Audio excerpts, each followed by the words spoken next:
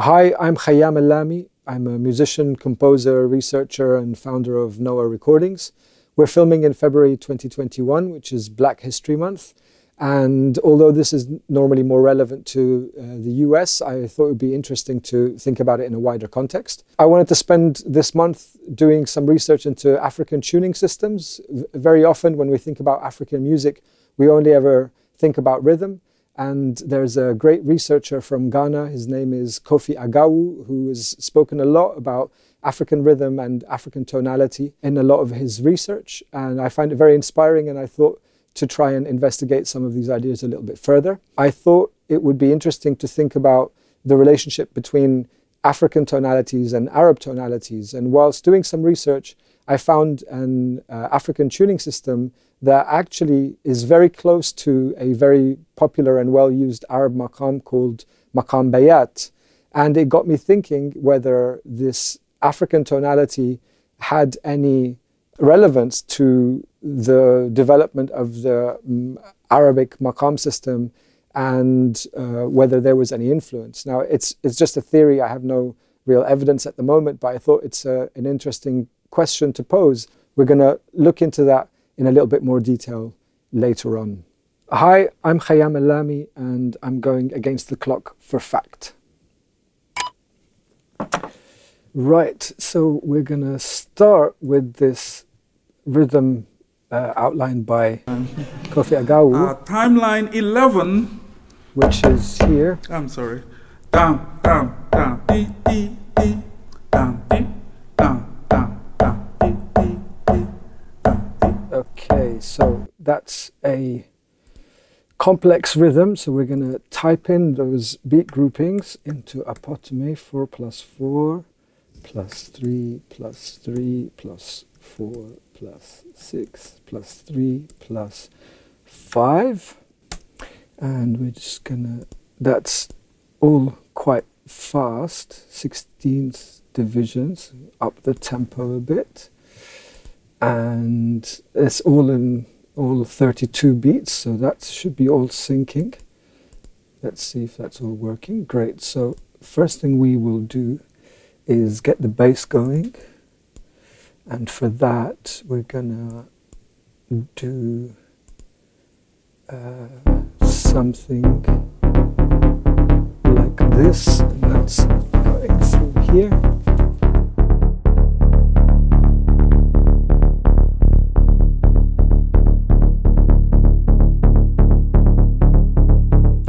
And then we need to quickly check the tuning of that.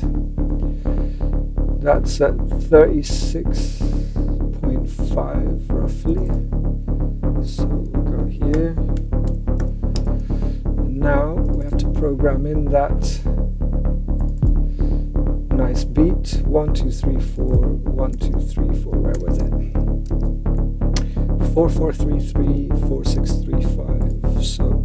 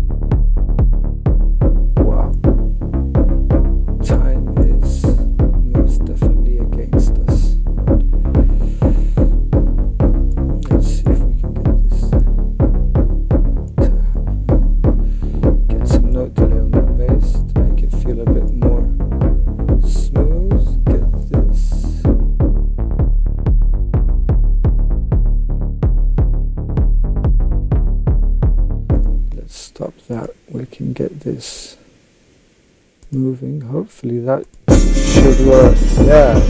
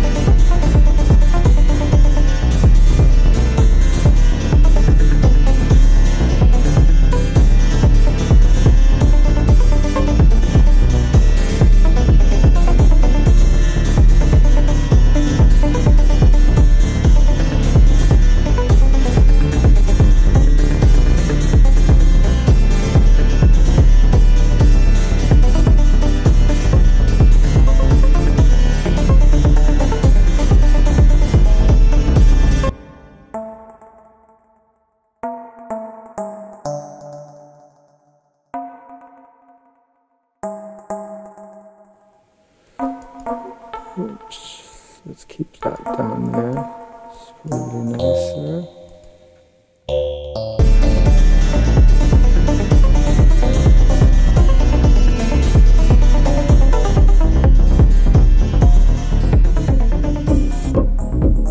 Just mute those for a while.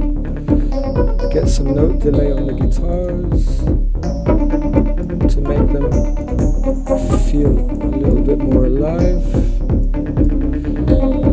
Let's get this a bit louder and make that a little bit more awkward. And then we will now try and get these long notes going. Bus 6. Let's see how that works.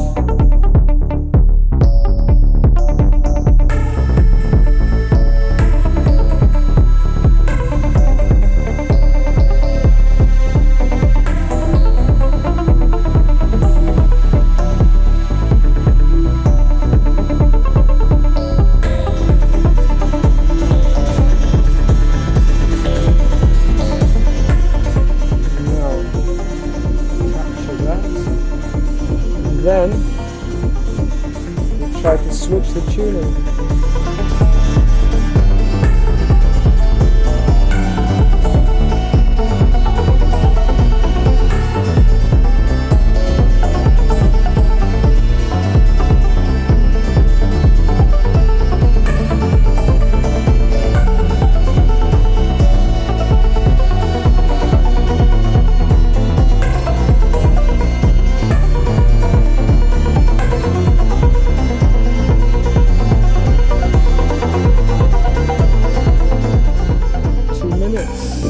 Let's see what we can do here.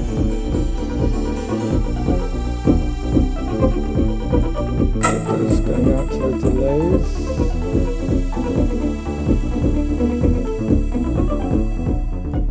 Maybe we go back to our original tuning. And maybe we'll do a little moment where everything stops.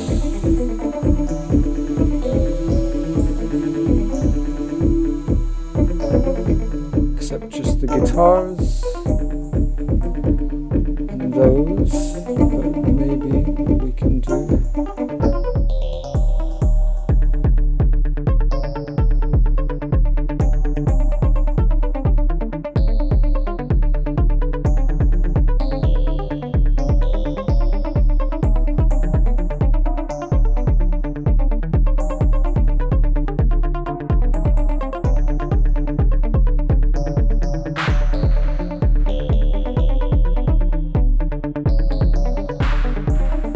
try to program some snares here.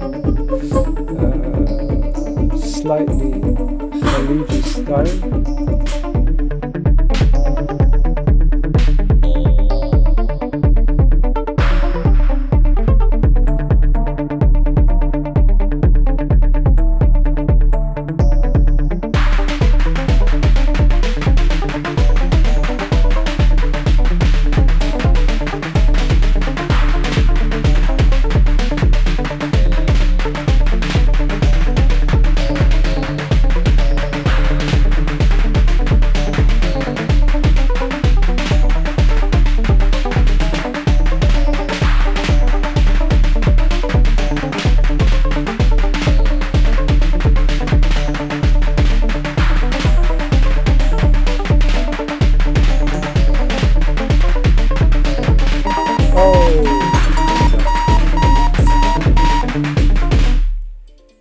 There we go. Oof. Oh, not so easy. I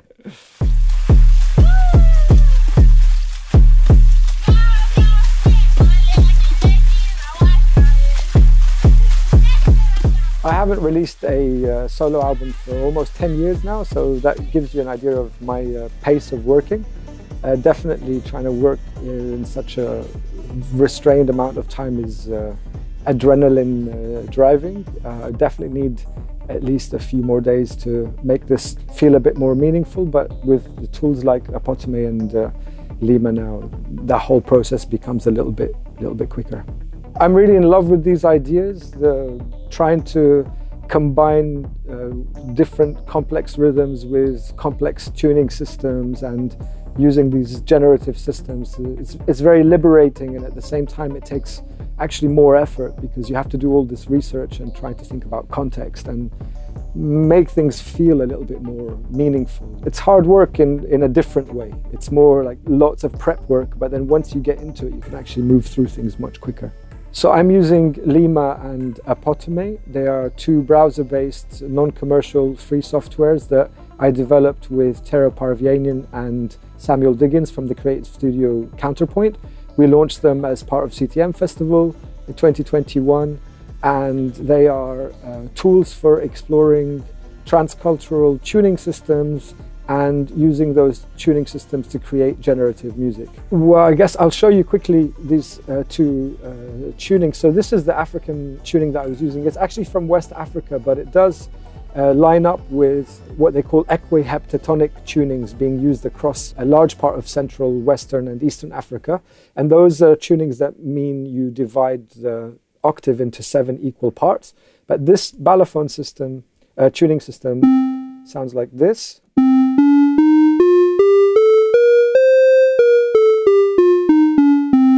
And if you compare that with the Arabic maqam bayat,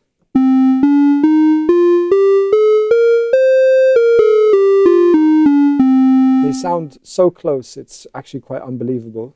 And so I used Leimma to just explore these tunings a little bit and to figure out what kind of tonality I wanted to use. And then I used Apotome here. I load up those tunings. I'd saved them in the favorites. I'd slightly modified the reference pitches, load them up from here, and then I used all of these different modules, the generative modules inside Apotome, to define all the parameters. The system then uses to generate all the different melodies, and then here I do these snapshots of different parts of the composition that you could think of as a kind of structure. I'm using Ableton Live 11. We've implemented MPE support within Apotome and Leimma. That's a huge thing for microtonality and tuning systems.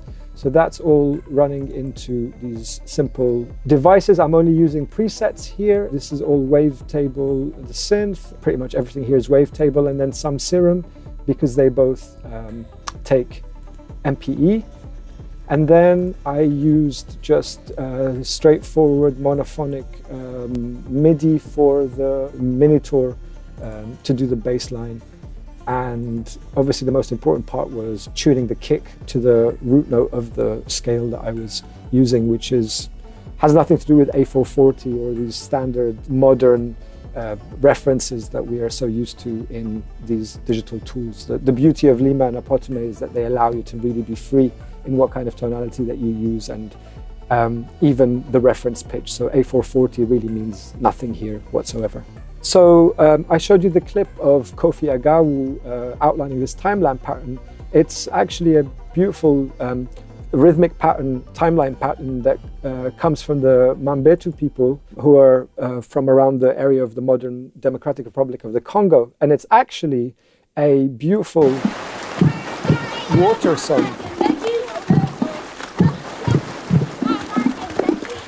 that children sing while playing in the water.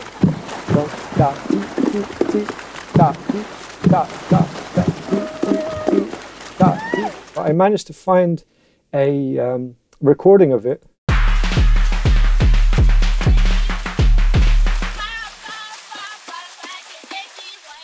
And so I actually extracted the groove from it by just marking the downbeat at the beginning of the rhythm. And I didn't use it because I didn't have time. But what we would do normally is put that groove, and then it would give that kick a little bit more feeling. But rather than using that sample, it's nice just to get that feeling from that timeline pattern. Because at the end of the day, these timeline patterns are not just about that division of time, they're also about the groove that's in it and those micro rhythms and those micro movements. And the beauty of extracting the grooves in live is that when you use them, if I was to apply this now, you'd see how they move. It's very subtle, but that little movement gives things a little bit more life. And then you can also add more by doing a little bit of a random note delay, which is what I was doing in Apotome earlier. But those little details make everything feel a little bit more alive and a little bit more groovy. I extracted 16 bars of that recording, so I could, duplicate this to 16 bars, and then that way you'd have 16 bars of variation. It helps keep things feeling a bit more alive and less rigid and metronomic, getting everything off the grid.